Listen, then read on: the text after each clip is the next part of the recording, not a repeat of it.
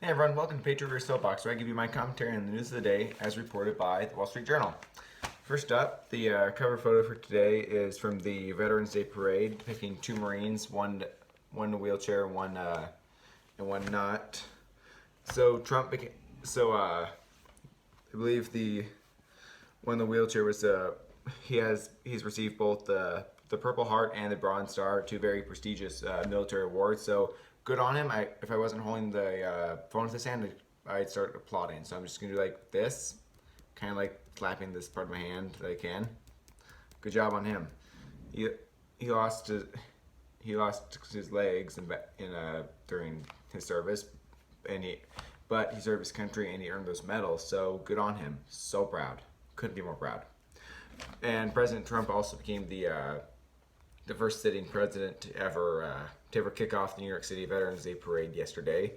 And apparently, some people still couldn't overcome their partisan bickering because they decided to, because someone put up like on one of the skyscrapers that the parade passed, they put up the sign "Impeach" on it, which I think was stupid and a bit and just bad because on a day we're supposed to be honoring veterans, they decided to make it about partisan politics. Yay.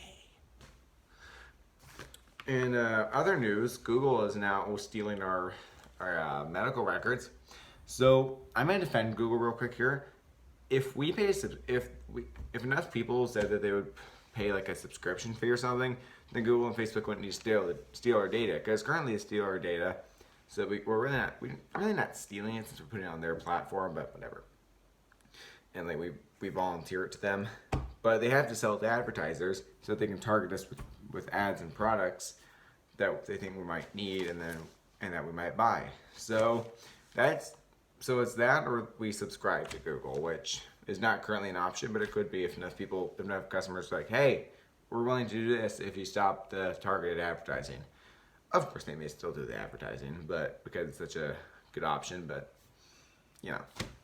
Yeah, Project Nightingale has taken the health info of millions of people across 21 states to try to the alleged goal of the Project Nightingale is to help doctors and hospitals process people and get them and figure out what to do based on other cases and whatnot. So it's really just Google running a large data collection service to figure out what to do.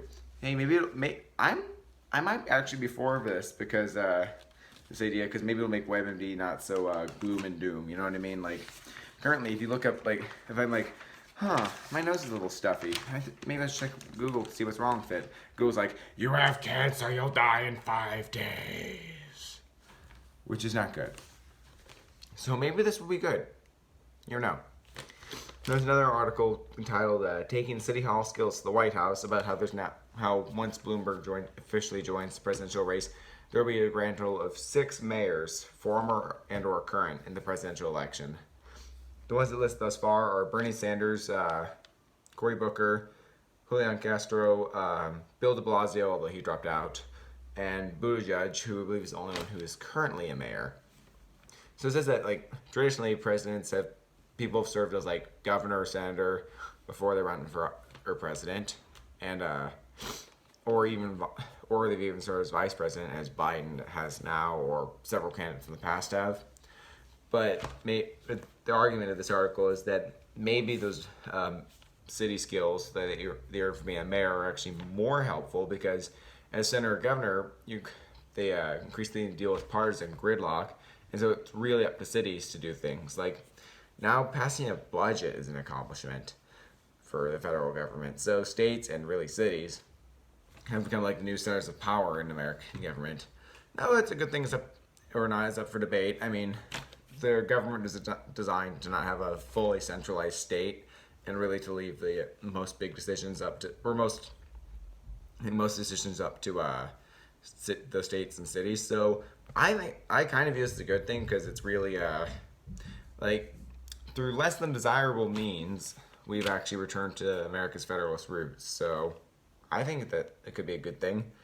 But given that these people actually have technically have more experience getting things done than the senator or governor, that because they're just working with a small council and they're under much more public scrutiny because they're right there for the constituents to see, as opposed to senators who can hide in the Capitol Hill or governors who can hide in their state houses. So yeah, I mean, they do have that. They do have significantly more experience from one way of looking at it. Also, though, it's a bit of more of a liability because being that much more visible to your constituents means you're more accountable, and therefore you can be blamed for more things. You can make scandals typically hurt mayors more than they would hurt senators or governors, even the president. And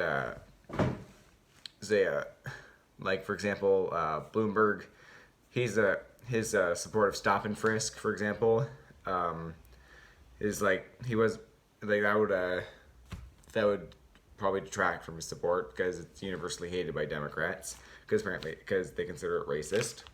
Then Bloomberg is also like initially a Democrat, then a Republican, then an independent, and then back to being a Democrat. But so that tumultuous political history might be called for criticism. Then Buttigieg, on the other hand, has his like part of his thing he did as part of what he's done as mayor is demolishing old buildings to make way for new ones. Like old buildings, I mean like old, rundown, clearly blighted neighborhoods. But no, it's considered gentrification, which in one way it is, but apparently gentrification is considered racist, even though the technical definition, you can look up any dictionary and see this, is just like making neighborhoods or cities conform to more middle class tastes. Now, I don't think that's a sign of progress because it means you don't have a city that looks like crap. But to each his own. If you want to live in a dump, fine by me. Just don't make me live in a dump. Yeah, and then also apparently he poorly handled according to his critics, Buttigieg also poorly handled a shooting of a black citizen I think it was a black teenager actually, by not an adult, by a white cop. So that garnered criticism. So yeah, you're under much more scrutiny, but then again, you get more stuff done as mayor. So mayors now really provide even more experience. Iran continues to break the rules on the nuclear deal. So it's kind of laughable that Emmanuel Macron of France is trying to save the deal when Iran's openly violating it, and Trump doesn't believe in the deal, doesn't want to partake in the deal anymore.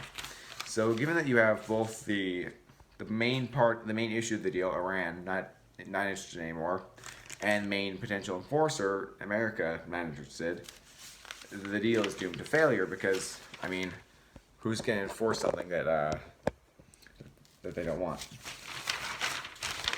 Now then, we turn over to the op-eds, and let's see. Well, first of all, there's an article about how the Dreamers, as I mentioned before, that there's now a Supreme Court case that will be eventually during this term heard about their legal status, like whether to deport them or let them stay. It's about how they've been pawns ever since they're, because they're considered a category of illegal alien. And by the way, the legal term is illegal alien, so if you're offended by my use of that term, or even of illegal immigrant as opposed to undocumented immigrant, like you'll see more often, just know that illegal alien is actually a term listed in the legal code and in federal regulations, not undocumented immigrant. Calling an illegal alien an undocumented immigrant is like calling a drug dealer an unlicensed pharmacist. It's just the media's word for, to make it sound to essentially whitewash what is still technically a crime. So yeah, it's just propaganda, folks. Just subtle propaganda. And then, with a 74% vote, the people of Texas completely rejected the state income tax and made it.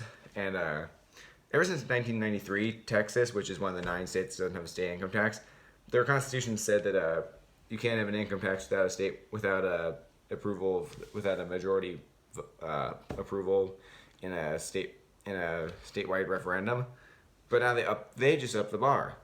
It's now has to have 2/3 support in both legislative chambers for it, plus it has to have still has the majority referendum. So yeah, they just up the ante. And despite progressive dreams to turn Texas into California, I mean they're both really big and they have large populations. That ain't gonna work. I mean, they clearly reject the income tax. Texas, its margins of Republican victory have gotten narrower over the years, but given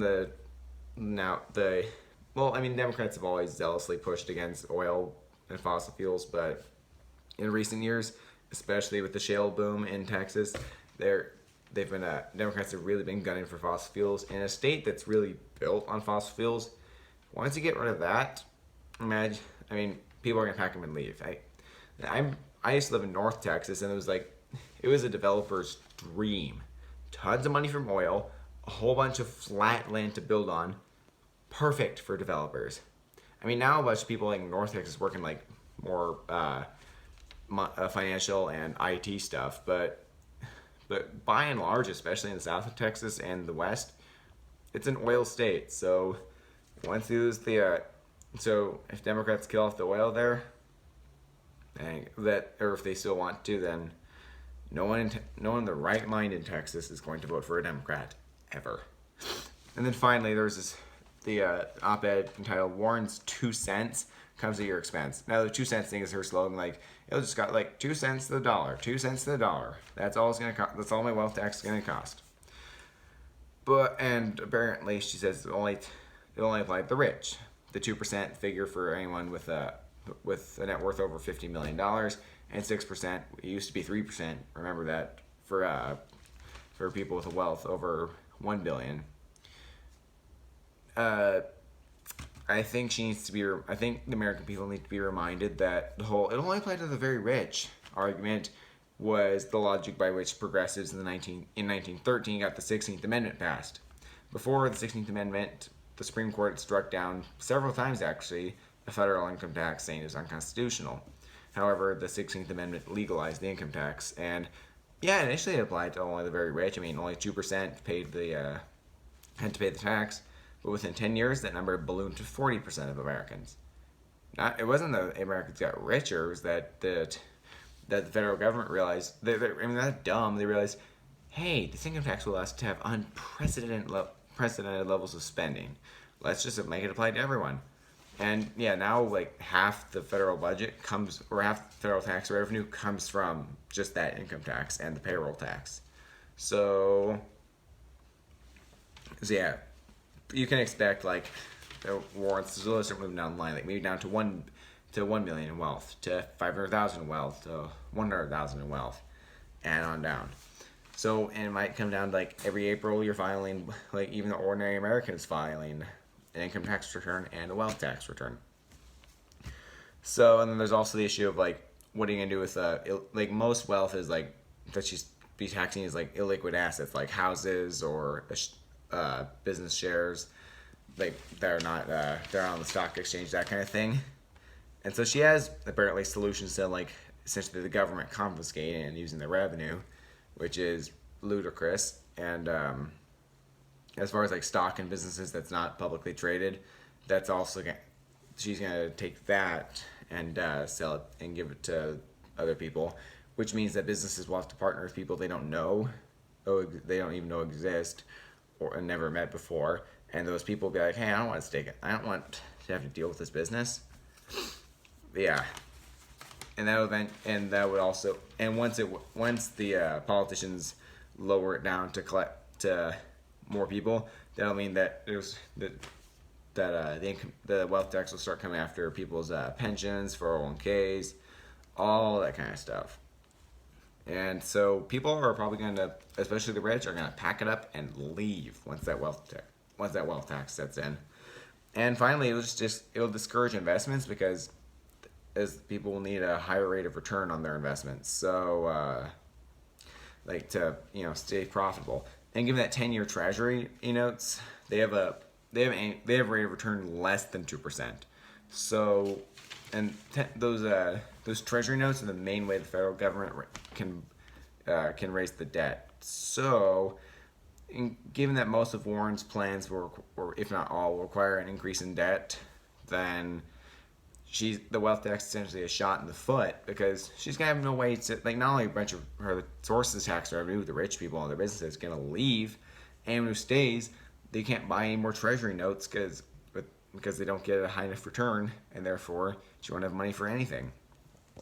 All right, and on that note about the ludicrousness of Warren's plans, and I say goodbye. Thanks for tuning in to Patriot Soapbox, and don't forget to like and subscribe for more great daily content.